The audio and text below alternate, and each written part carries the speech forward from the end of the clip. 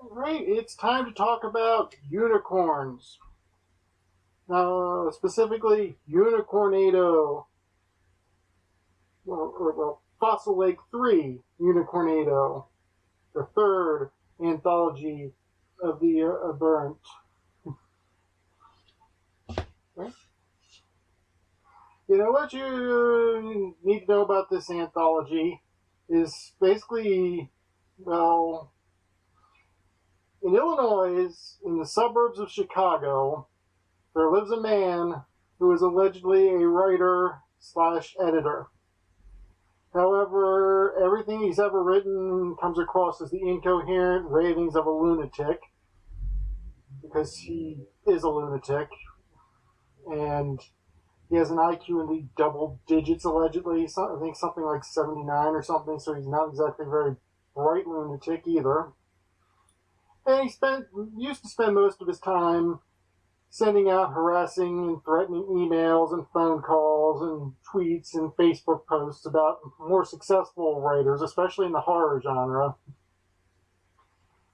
And eventually people got tired of that, so some of the people he harassed got together to put together the first Fossil Lake anthology, which was pretty good. And then they eventually did a second one, which I thought was also pretty good.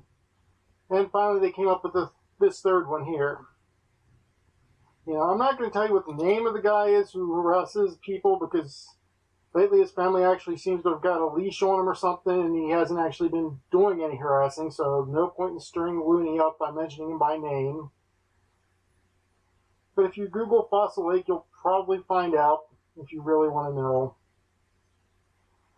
Now, I'm going to start off by reading from this book's foreword instead of from one of the stories, because I actually really like the foreword.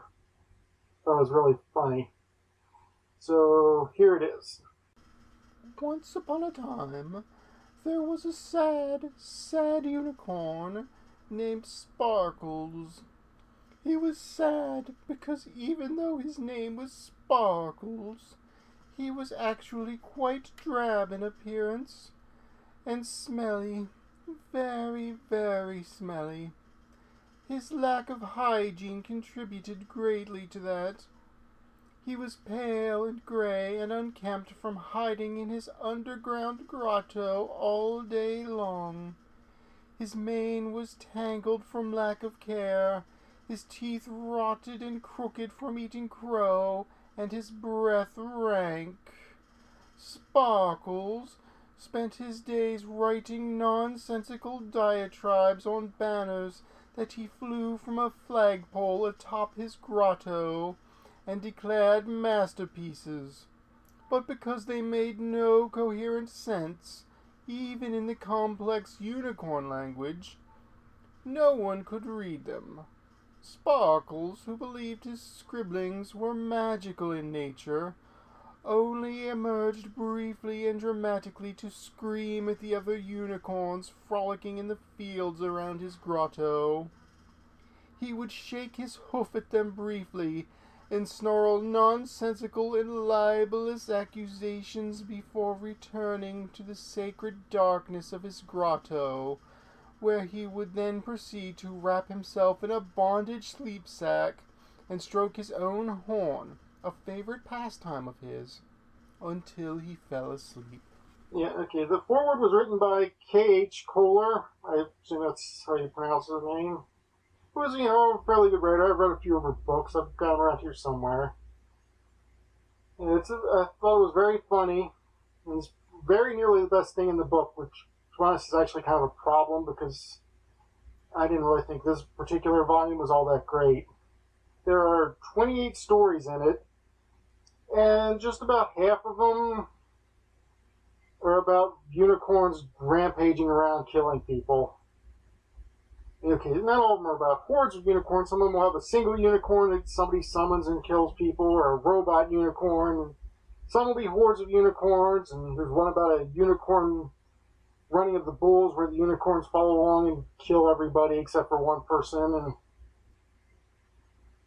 And quite frankly, that got really, really old really quickly.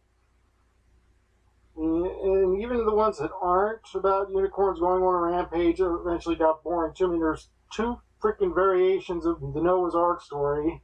Because, based presumably off of the old Shel Silverstein poem about the unicorns not getting on Noah's Ark. So we got one about a pair of lesbian unicorns who are kicked out, but, aren't let on because they need breeding pairs and they're lesbians, so they can't breed. And another one about unicorns who refuse to get on because God didn't invite them or something and get ticked off. And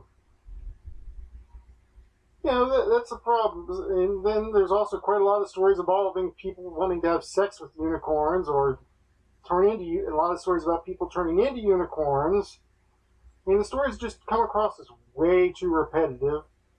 I think largely because subject of unicorns is a bit restrictive, especially since this is more of a horror / bizarro type anthology. And so there's really only one story that would really come across as a fantasy. And frankly, even the ones, a few that are trying to parody fantasy, but seems to be parodies by people who aren't actually familiar with fantasy, so this comes across as somebody making fun of something they don't understand. I'm not saying this is all bad. There were at least, I think there were 4 stories in this that I actually really enjoyed, a few others that I just kind of thought were okay. So I just talked about the 4 I enjoyed.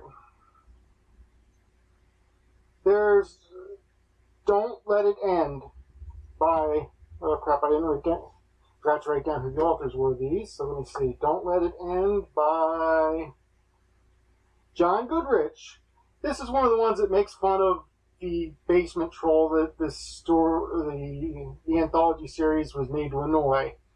Basically, he stars a character with a name very similar to his, who is in this weird garden filled with these winged flying people, and he has a lot of gay sex. And one of the winged flying guys is nicknamed the Unicorn because his very well endowed, is so big it's like the size of a unicorn's horn or something. I thought it was actually kind of funny, and actually one of the more well-written ones, and even kind of moving. Yeah, of course, it's also one of those things that is probably slightly more likely to appeal to people who know something of the situation, because if you don't know the guy that they're making fun of, you wouldn't know that he's rabidly homophobic. But to be honest, even without knowing that, I'd still think that one is a fairly good story. See, the other one I liked is, well, in fact, oddly enough, 3 out of the 4 ones I really liked all have something to do with homosexuality, presumably in response to the guy being a total homophobe. The next one is called Prickless on Parade, which is also one starring a thinly veiled parody of the guy this is making fun of. In fact, those are the only 2 that are really happening in this time. The Prickless on Parade is really, really funny. I mean, seriously, I laughed out loud at least almost once on every page when I was reading that. Admittedly, I have no idea if it would be as funny to somebody who doesn't know about the guy, but this is basically about a guy named Prickless, which, also sounds similar to the first name of the guy that this is based off of. I'm not going to mention it by name, but it rhymes with Prickless.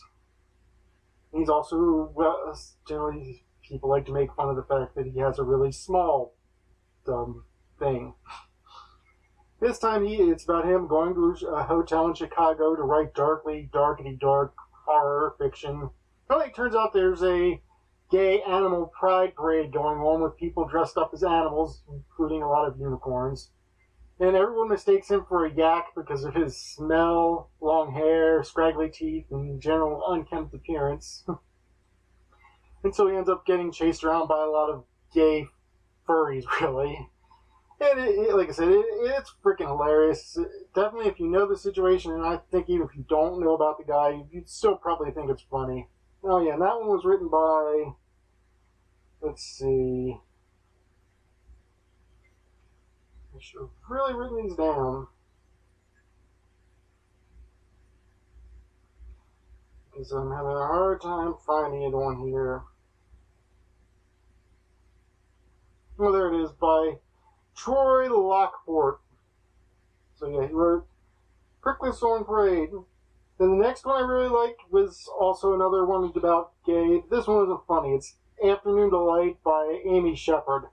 It's about a pair of lesbians who are going fossil hunting, dig up a unicorn's horn fossil and mistake it for an ancient prehistoric dildo, and yeah, you can pretty much guess what goes on. Yeah, I liked it. I don't think I have to tell you why. You can probably guess, and you'd probably be right. The other one I liked was called Unicorn versus Rock Giant by Terry Ibel, I'm guessing. I don't know Ibel, Ibele. And this one is one that's more of one that I thought was more like a traditional fantasy. It's set in some sort of distant future world where humanity's living in one city and a rock giant goes on a rampage and the unicorn saves the day. And I thought it was pretty good to actually see a more traditional fantasy thing instead of something that's more making fun of unicorns like all the others were. And that's all the detail I'm going to get in about the individual stories. Overall, I'll just say I love the first two volumes of the anthology, but this one I thought was too much of a mixed bag. Most of the stories weren't all that great, and too much similarity in the plots and use of unicorns. I mean, I just didn't enjoy it all that much, and I'll keep an eye out for Volume 4 if they still end up publishing it. But this one I can't give more than 3 gas masks to, and even that is being generous. And that's all I have to say. So remember, there are lots of good unicorn books out there. This really isn't one of them. In fact, there aren't really a lot of good ones. I can only think of one. And I'm not going to tell you what it is, because I don't feel like it. Okay, I will. It's The Last Unicorn by Peter S. Beagle. My favorite unicorn story. In fact, the only one I can think of that I consider really great. Though there are probably others that I haven't read, because unicorns aren't like dragons where there's a crap ton of them in fantasy, and frankly I don't go out of my way to read unicorn books anyway. So you keep reading your books.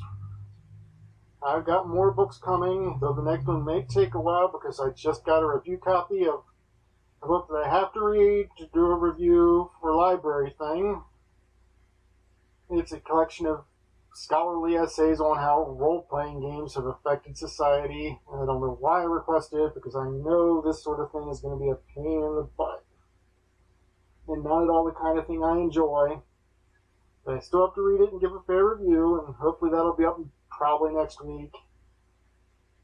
But there's also some books I'm reading on my Kindle, and those will probably be up sooner.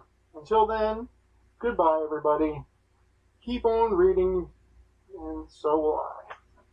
If you like this video, please click subscribe or watch some of my older videos.